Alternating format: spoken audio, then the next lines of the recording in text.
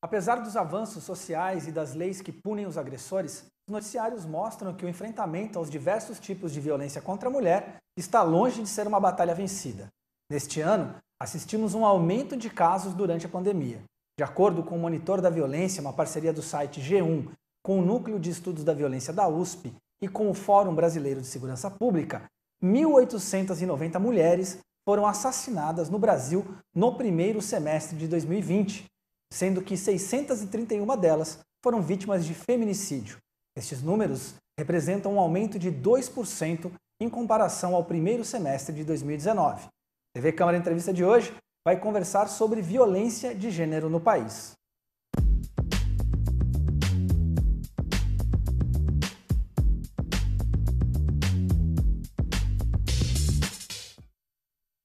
Muito bem, para falar com a gente está aqui a doutora Carolina Costa Ferreira, doutora e mestra em Direito, Estado e Constituição, professora do Programa de Pós-Graduação em Direito Constitucional do Instituto Brasiliense de Direito Público e líder do Grupo de Pesquisa Criminologia do Enfrentamento e co-líder do Observatório de Direitos Humanos, entre outras coisas. Seja muito bem-vinda, professora. Obrigado pela sua participação.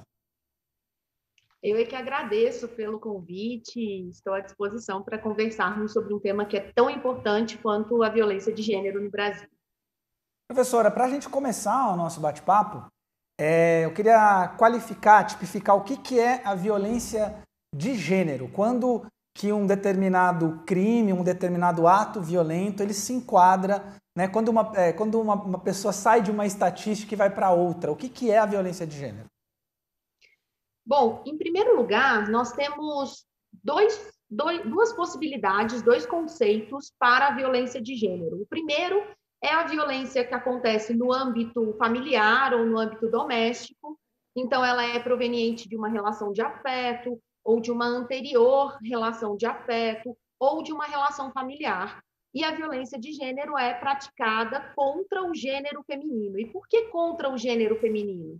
Porque nós temos uma relação de desigualdade estrutural entre homens e mulheres. Essa desigualdade é histórica, essa desigualdade é promovida por uma série de fatores, fatores sociais, fatores econômicos, fatores culturais, religiosos. Então, os nossos dispositivos legais de combate à violência de gênero focam no gênero feminino como a maior vítima, né? As mulheres são as maiores vítimas da violência de gênero. E quanto mais vulnerabilidades envolverem essas mulheres, maior é a possibilidade de elas se tornarem vítimas de violências de gênero. E aí, dentre essas vulnerabilidades, a gente pode citar raça, a gente pode citar condição socioeconômica, falta de escolaridade e dependência do parceiro, né? Esse é o primeiro conceito. E também há um outro conceito de violência de gênero, que é o ódio contra mulheres. E aí ele não provém de uma relação de afeto ou de uma relação familiar. São pessoas, geralmente são homens, né, que odeiam mulheres. E aí daí vem o conceito de misoginia, vem o conceito de violação de forma expressa aos direitos das mulheres. Então, nós temos essas duas concepções. Na lei brasileira, nós temos alguns diplomas legais que são muito importantes. A gente tem uma convenção internacional, que é a Convenção de Belém do Pará, que determina a erradicação de todas as formas de discriminação contra as mulheres. E no âmbito do cumprimento desta convenção, nós tivemos a aprovação da Lei Maria da Penha, que é a nossa lei que estabelece, que estrutura as formas de violência de gênero mais conhecida. Né? A gente tem uma pesquisa do Instituto Data Senado dizendo que 98% da população brasileira conhece a Lei Maria da Penha. Então, esse já é um grande ganho. E a Lei Maria da Penha é uma lei que institui políticas públicas de combate à desigualdade de gênero. E no seu artigo 7º, há vários conceitos de violência contra a mulher.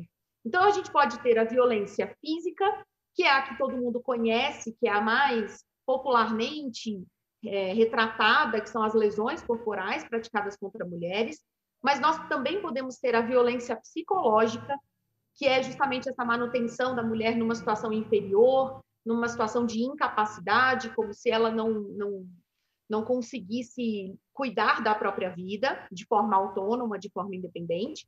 Nós temos a violência patrimonial, que se reflete na desigualdade de salários, na desigualdade numa relação familiar, né? Especialmente uma mulher que não trabalha, ou que trabalha e ganha muito menos do que o seu parceiro.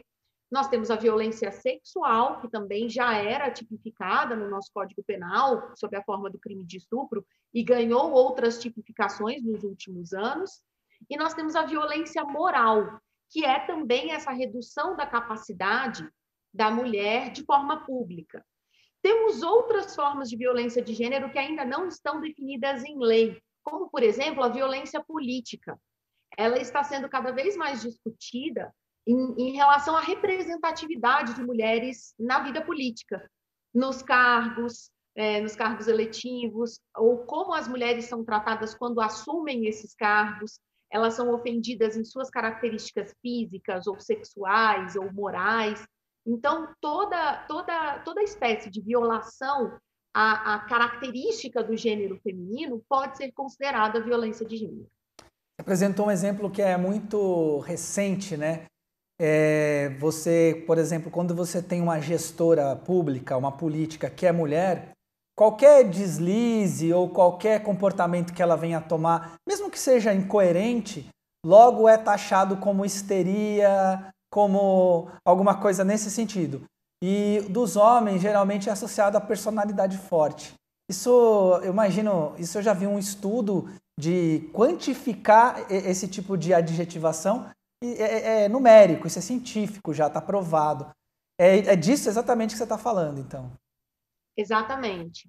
E isso tem muito a ver com um conceito que as teorias de gênero têm estudado há muito tempo, que são os papéis de gênero. Culturalmente, a gente tem um ditado que precisa ser superado, que a mulher é a rainha do lar, como se a mulher fosse a dona do espaço privado. E isso impede, muitas vezes, de os homens, por exemplo, assumirem papéis de cuidado com seus filhos ou com os cuidados da casa, por exemplo. E, por outro lado, esse tipo de ditado impede que mulheres acessem o espaço público, ou quando acessem o espaço público, elas são questionadas, no sentido de que aquele não é o lugar delas, né? Tem uma historiadora chamada Mary Beard, que escreveu um livro chamado Mulheres e Poder, um manifesto, que estabelece justamente essa discussão de que as mulheres, quando acessam espaços de poder, elas tendem a usar roupas masculinas, a engrossar a voz, a fazer até curso de fonoaudiologia, porque quando elas têm vozes muito finas, a voz é considerada incômoda. Então, muitas vezes as mulheres, para acessar espaços públicos, acabam se moldando a esse espaço como se ele fosse majoritariamente masculino. Então, a própria figura das mulheres é uma figura que precisa ser disputada, né? O espaço da imagem das mulheres no espaço público ainda é um espaço que precisa ser muito disputado. Eu já li sobre isso, professora, em cargos de gestão, em que algumas mulheres, quando gestoras, têm uma postura mais agressiva, inclusive como uma estratégia, não sei se a palavra seria compensatória, dessas expectativas que existem em relação a elas. É interessante isso, eu queria entrar num outro ponto com você, que é essa coisa essas violências que não são físicas, às vezes elas são muito naturalizadas na nossa cultura, né, brasileira, nos discursos, nos espaços familiares. E muitas vezes as próprias mulheres não se dão conta de que aquilo é uma violência, né? Eu sou professor também, e eu já fui interrompido várias vezes em sala de aula quando falava sobre violência contra a mulher por mulheres que faziam críticas a outras mulheres ou à Lei Maria da Penha. E aí, ao defender, também fui criticado porque eu não tinha lugar de fala, né? Ao defender, porque eu não poderia ir contra uma mulher se ela falasse isso. Como é que a gente lida com essas percepções e qual que é o... Essa é uma outra pergunta depois, qual que é o nosso lugar, os homens, nessa discussão? Perfeito, perfeito. Bom, para responder a sua primeira pergunta, talvez seja legal a gente falar daquela frase célebre da Simone de Beauvoir, dizendo não se nasce mulher, torna-se mulher. E me parece que a consciência sobre o papel das mulheres no mundo é uma consciência um tanto dolorida, porque a partir do momento em que a gente toma consciência de que o mundo é um espaço desigual para as mulheres, há dois sentimentos. O primeiro é um sentimento de luta pela mudança, pela transformação daquele espaço, não só por nós mesmas, mas pelas próximas gerações. Então, há uma necessidade de avanço nesse sentido, mas, por outro lado, também há uma certa resistência, há uma negação. Né? Na psicologia, a gente tem uma resposta que é a resposta da negação. Então, muitas vezes, muitas mulheres, quando são provocadas sobre o seu próprio papel no combate ao machismo, no combate à desigualdade de gênero, elas reagem dizendo, não, mas eu nunca fui vítima de violência, não, mas eu nunca fui maltratada. Mas ao refletir sobre a sua própria vida e ao ter consciência sobre todos os momentos, em relação a assédio, em relação à desigualdade de tratamento, desigualdade de oportunidades de trabalho, todas as mulheres vão identificar um ou outro, mais ou menos, momentos de desigualdade de gênero. Mas esse processo de tomada de consciência sobre a sua situação, como mulheres, é um momento de difícil descoberta, né? Não é um momento muito fácil, e cada mulher tem o seu processo, né? Eu percebo que a nova geração, há uma geração de adolescentes que tem se mobilizado em relação, por exemplo, nesse contexto de pandemia, muitas escolas do ensino médio fizeram campanhas silenciosas, com cartazes mostrando números de delegacias de polícia, ou Disque 180, que é o Disque Direitos Humanos, fazendo campanhas para circular pelo WhatsApp, para incentivar as denúncias de violência doméstica em tempos de pandemia. E foram adolescentes que fizeram isso. Então, me parece que a tomada de consciência em torno das questões de gênero é uma tomada de consciência que deve acontecer, que está evoluindo de geração para geração. Então, e isso tanto para mulheres quanto para homens. Me parece que quanto mais nós evoluímos nas discussões sobre gênero, mais o papel dos homens, ou do que a gente chama de masculinidades, das figuras de masculinidades, também vão sendo discutidas, né? Então, é muito comum a gente associar o papel do homem ao papel de força, de virilidade, ou de vitória sempre, e a gente sabe que isso não existe, né? Isso não é muito fácil de ser conseguido, e isso também gera muita frustração nos homens. Então, em que medida os estudos de gênero também ajudam a reduzir esses papéis muito estereotipados, né? De que a mulher é a princesa, é a rainha do lar, e o homem é sempre o forte, o provedor, aquele que não pode errar, aquele que sempre precisa usar da força física para alcançar aquilo que precisa. Então, eu acho que quanto mais nós evoluirmos nas teorias e na discussão na sociedade, né? Muito mais que nas teorias, mas talvez trazendo mais informações à população, mais nós vamos sentir evolução nesses debates. Muito bem. E aí, professora, como que nós, homens, nos colocamos nesse debate? Pois a ONU Mulheres possui uma campanha chamada He for She, que é justamente, a ideia é justamente essa, é trazer os homens para o debate sobre gênero. Então, uma das melhores dicas que a campanha He for She faz é justamente levar as questões de gênero para as rodinhas de conversa entre amigos.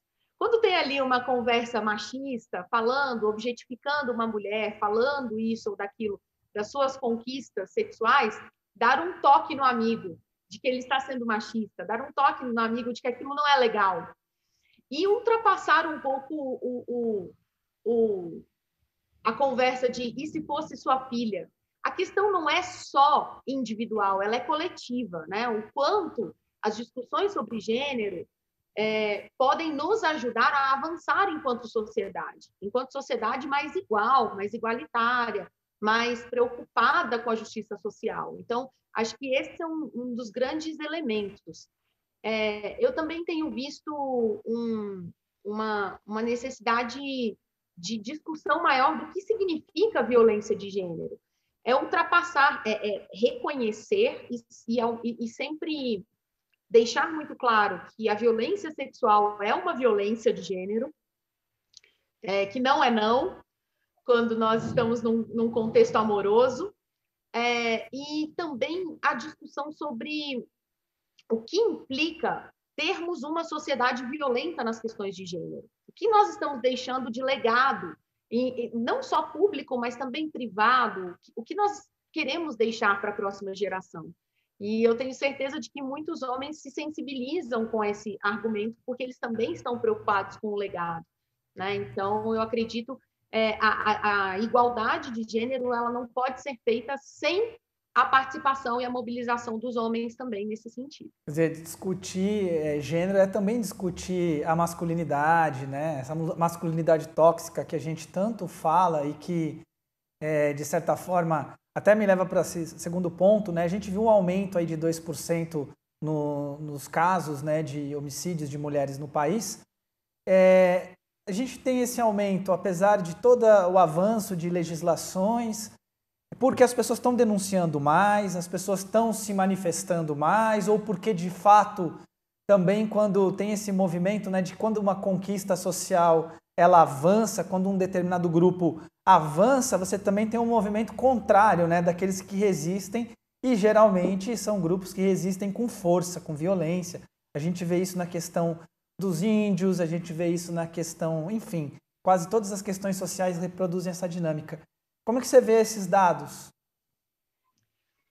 Bom, em primeiro lugar, a Lei Maria da Penha é de 2006, né? Então, nós temos dados bem estruturados sobre a violência de gênero há 14 anos. Eu tendo a achar que nós temos uma visibilidade maior dos dados agora do que há 30, 40 anos atrás. Mas não dá para a gente dizer que a violência aumentou, porque me parece que a violência de gênero é algo estrutural, é algo que já era reproduzido há 30, 40, 100, 200 anos atrás, e nós estamos tentando reduzir essas estruturas, tentando romper com várias dessas amarras, só que esse processo é um processo longo. Então, as estatísticas me parecem dar mais visibilidade às questões da violência de gênero do que, de fato, indicarem que houve um aumento. Mas, em relação a esses últimos 14 anos, e aí, sobretudo, em relação às mortes de mulheres, aos chamados feminicídios, nós temos dados nos últimos 5 anos, porque a lei que instituiu, que nomeou o homicídio contra mulheres como feminicídio, é de 2015. Então, nós temos 5 anos de estatísticas. O mapa da violência, o Fórum Brasileiro de Segurança Pública, indicam que as mortes de mulheres negras têm aumentado em maior proporção do que as mortes de mulheres brancas. A Lei Maria da Penha tem sido mais eficaz, ela tem alcançado mais a segurança das mulheres brancas do que das mulheres negras. E aí a gente entra numa discussão do que nós chamamos de interseccionalidade, que é a junção entre gênero e raça. E aí nós precisamos olhar para as políticas públicas para saber o que está dando certo para as mulheres brancas e o que não está dando certo para as mulheres negras. Eu falo do Distrito Federal e eu te dou o exemplo do Distrito Federal. Aqui, e isso tem a ver com a própria capacitação e organização do Estado no combate à violência contra a mulher. Aqui no Distrito Federal, em 2006, foi inaugurada a Delegacia Especializada de Atendimento a Mulheres, a DEAM, e ela foi inaugurada na 205 Sul, no plano piloto, na área central de Brasília.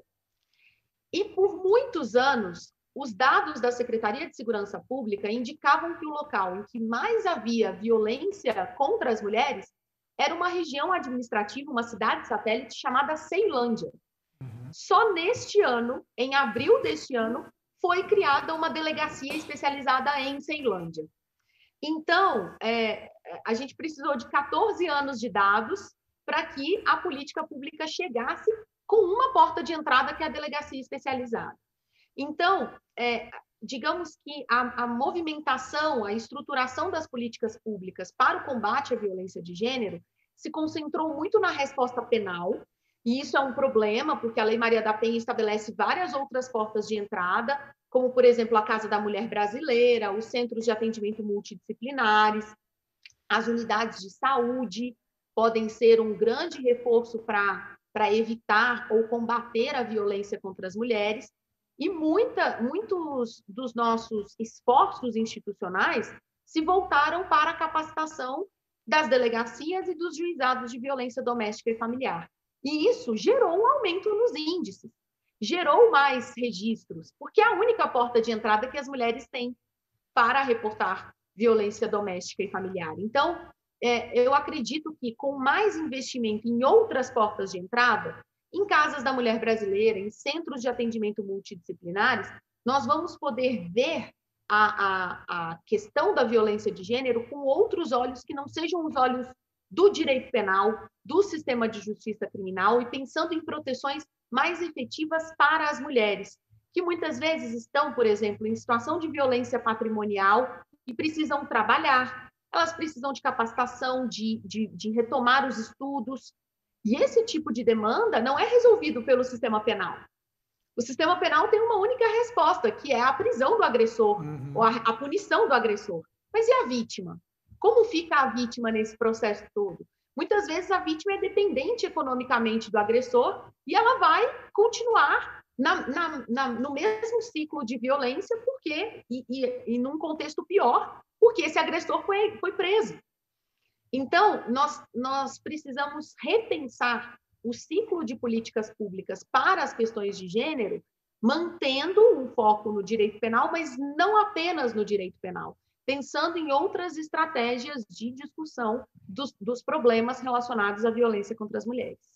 Carolina, a gente pensa, você falando, eu pensei também, eu vi algumas iniciativas também de, não sei se a palavra seria essa, recuperação dos agressores ou de conscientização. Geralmente, quando a gente está falando no sistema penal, isso não acontece, né? A gente sabe que quando passa por essa porta, né, da prisão, fica cada vez mais difícil essa reintegração, com todas as dificuldades que existem, né? No caso da violência contra a mulher, não é diferente, né? Exato. Nesse sentido, eu acho muito importante a gente mencionar que a Lei Maria da Penha, ela traz como medidas protetivas de urgência várias medidas que são de afastamento do lar, proibição de frequentar determinados lugares. E este ano, em fevereiro deste ano, a Lei Maria da Penha foi alterada para incluir como uma medida protetiva de urgência a frequência de agressores a cursos de capacitação, cursos de reflexão sobre questões de gênero, que são os chamados grupos reflexivos.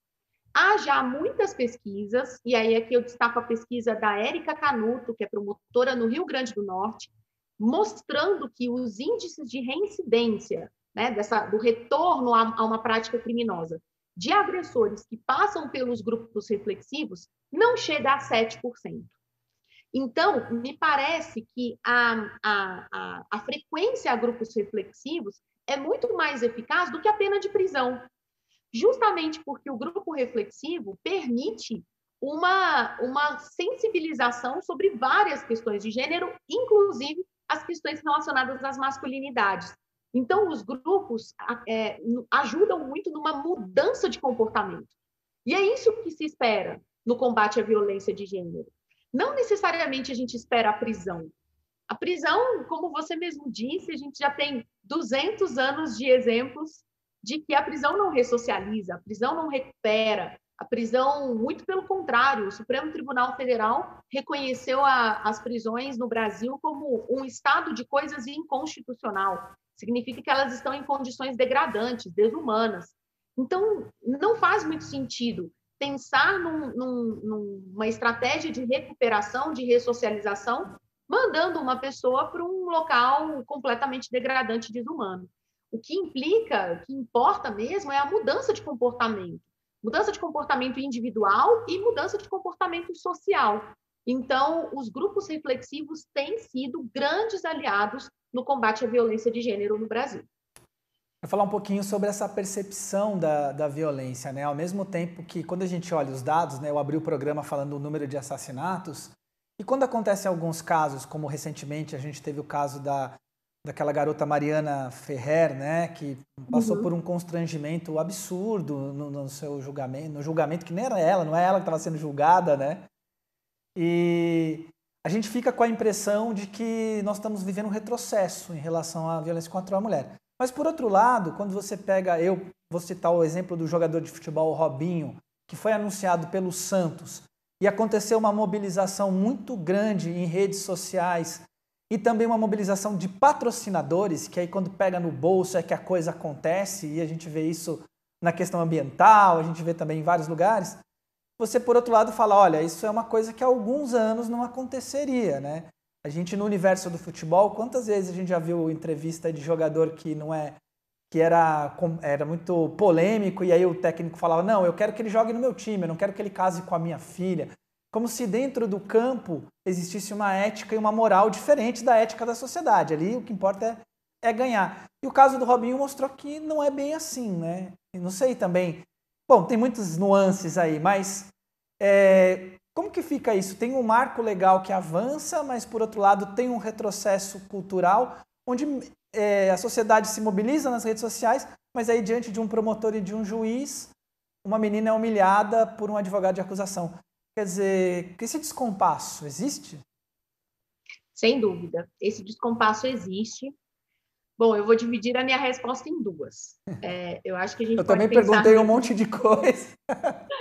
Eu acho que esse descompasso existe no sistema de justiça, e o direito, o sistema de justiça é um ambiente ainda muito machista. Então, quando você vê a audiência da Mariana Ferrer, ela era a única mulher e ela estava na condição de suposta vítima. Eu até uso suposta porque é isso, assim. Se ao final o processo resultou em condenação ou absolvição, pouco importa naquele momento. O que importa é que ela estava ali sendo recebida no sistema de justiça como uma vítima. E aí a pergunta que eu faço é, se ela fosse vítima de outro crime, de um crime patrimonial, se ela fosse vítima de furto, vítima de roubo, ela seria tratada daquele jeito? Ela foi tratada de forma muito humilhante pelo advogado em razão da sua condição de ser mulher. E em razão do tipo de crime que estava sendo discutido ali, que era um crime sexual. Então, havia uma conotação de gênero que gerou uma série de violências de gênero ali praticadas pelo advogado, mas também praticadas pela omissão dos demais integrantes da audiência, do juiz, do promotor, que, inclusive, estão respondendo a processos, né? Então, a gente vê uma certa movimentação das instituições no sentido de evitar esse tipo de exposição. Mas, infelizmente, o campo do direito ainda é um campo muito pouco receptivo às questões de gênero, ao próprio significado da violência de gênero. E isso é uma luta estrutural também. Eu sou professora universitária dos cursos de graduação e pós-graduação. Na graduação em Direito, as mulheres já são maioria. Na advocacia, elas são maioria. Nas carreiras do Ministério Público e Magistratura, nas primeiras instâncias, né, nos primeiros cargos, elas estão quase alcançando 50%. Porém, nos cargos de maior poder, desembargadoras, procuradoras de justiça, esse índice cai para 20% ou 30%. Desde 2016, nenhuma mulher é nomeada ministra de um tribunal superior no Brasil. Então, nós percebemos uma desigualdade de gênero conforme as instâncias vão aumentando no Poder Judiciário, para a gente falar só do Poder Judiciário. No ensino jurídico, a mesma coisa, nós temos menos professoras em programas de pós-graduação. Então, me parece que o próprio sistema de justiça reflete essa desigualdade estrutural de gênero das mulheres em espaços de poder. E isso se revelou muito na audiência da Mariana Ferrer. Você perguntou sobre essa reação da sociedade, sobretudo essa reação das empresas, no caso, em relação a determinados comportamentos, e aí eu acho que o futebol é um exemplo perfeito. As mulheres estão ocupando muitos espaços no futebol. Então, agora nós vemos narradoras, nós vemos comentaristas, nós vemos repórteres de campo com mais frequência. As repórteres ainda existiam, mas com menos frequência. Agora elas existem, né, estão aparecendo com mais frequência. O futebol feminino tem sido um pouco mais valorizado. Recentemente, a CBF indicou que as premiações serão iguais para o futebol masculino e para o futebol feminino. E isso tem se refletido na atuação das empresas. Em 2018, nós tivemos um decreto editado pelo então presidente Michel Temer, indicando a necessidade de que empresas respeitem direitos humanos. E uma das bases é o combate à desigualdade de gênero.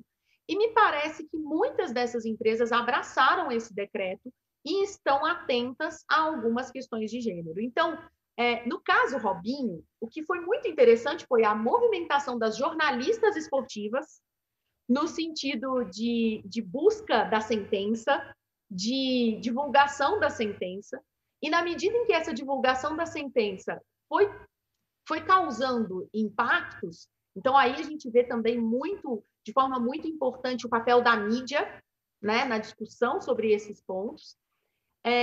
Para além da discussão do papel da mídia, começou a haver uma pressão, duas associações de torcedoras do Santos ajuizaram pedidos no STJD para que o Robinho não fosse credenciado no Campeonato Brasileiro, porque ele não representava o desejo das torcedoras, né? Elas não se sentiam à vontade de torcer para um jogador condenado por estupro.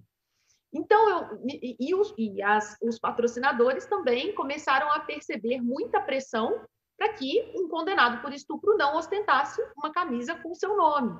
Então, me parece que houve uma pressão de muitos lados que gerou uma resposta. Não é a resposta ideal, porque o contrato foi suspenso, me parece, né? O contrato não foi rescindido. Mas é interessante a gente pensar no quanto esse caso é simbólico, porque a gente está falando de um ambiente muito masculino, que é o ambiente do futebol, que tem sido cada vez mais fissurado pela presença de mulheres, e o quanto isso colaborou para que o caso Robinho fosse visto de outra forma. Não é o primeiro caso de jogador de futebol envolvido em casos de estupro, nós temos outros no futebol nacional, no futebol internacional, mas o que me parece é que houve uma reação inédita de várias organizações e vários campos diferentes para que houvesse uma resposta minimamente plausível à sociedade, que foi a suspensão do contrato. Sim, interessante, né? Porque cabe a gente lembrar que o Robinho ele não é acusado, né? O Robinho ele foi condenado. Ele ainda pode, ele tem recursos que ele pode ainda buscar, né? Mas é uma situação diferente, por exemplo, do que aconteceu com o Neymar, que foi acusado e aí acabou não sendo culpado. Mas a gente tem vários exemplos, né? Tem o goleiro Bruno também, na sua peregrinação pelo Brasil para tentar voltar a jogar. Teve um exemplo muito forte que eu me lembro agora, um jogador, o Richarlison, que jogou no São Paulo, e o Richarlison nas redes sociais, ao longo da sua carreira, eles sempre diziam que o Richarlison era homossexual, e sempre isso acompanhou a carreira do Richarlison. Quando ele foi apresentado num clube, agora não me lembro, acho que em Santa Catarina, se eu não me engano, já agora no final da carreira dele, ele foi vaiado, a torcida reagiu super mal à contratação dele. E na mesma época o Bruno foi apresentado num outro clube e as pessoas levavam as crianças, meninas, para fazer foto com o Bruno. Eu acho que isso foi quase que uma foto, assim, da cara do Brasil nessas questões, assim. Infelizmente, nós ainda temos muito a evoluir. Em relação à identidade, à orientação sexual, à identidade de gênero, a forma como as pessoas se identificam nos seus espaços públicos, infelizmente, nós temos ambientes que são muito refratários, né? O futebol é um ambiente muito refratário a homens gays, né? Então, eu não me lembro de cabeça de nenhum jogador de futebol que tenha se assumido publicamente homossexual. E não me parece que nenhum jogador nunca, né, na história do futebol brasileiro de tantos anos, não seja homossexual.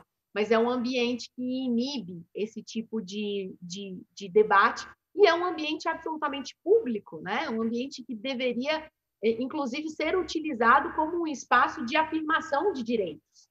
Me parece que, em alguns momentos, o futebol tem sido utilizado para isso, mas ainda precisamos avançar muito em relação a várias pautas.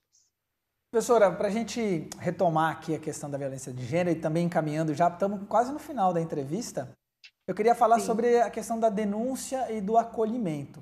Mesmo Jacareí é uma cidade que tem delegacia da mulher, outras cidades também têm.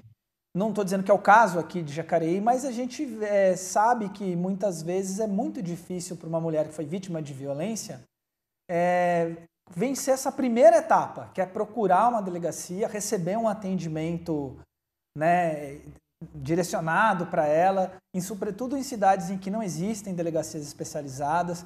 Eu queria falar sobre isso, assim, né? Até deixa uma dica aí, uma série acho que na Netflix, chama Inacreditável, que é uma série incrível, que é uma garota que ela tem que provar que é muito legal sobre esse tema.